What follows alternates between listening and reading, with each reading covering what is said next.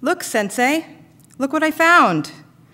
On the screen of his smartphone, my student showed me a picture of a ceramic bowl with gold cracks running up the sides.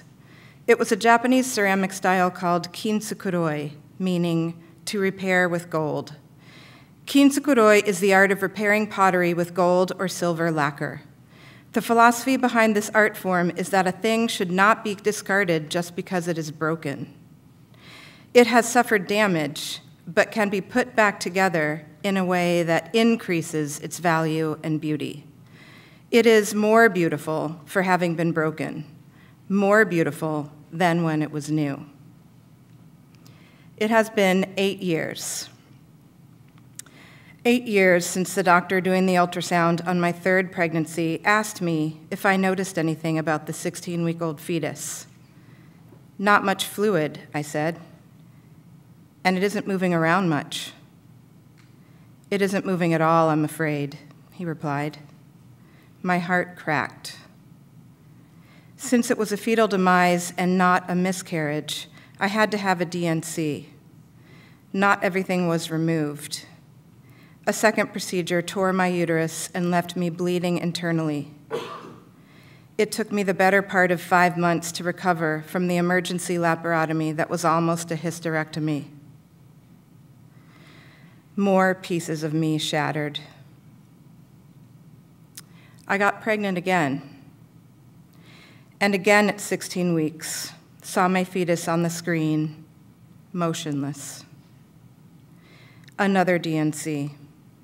More of me cracked and broken. This time, it was a girl. I had 2 boys.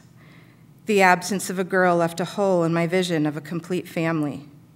It had never occurred to me, playing house as a child, that I wouldn't have a daughter. No daughter. Those words fell through the cracks in my limping heart, taking even more pieces with them.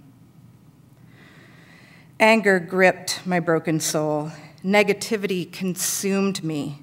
I couldn't stand the sight of pregnant women or women with live babies.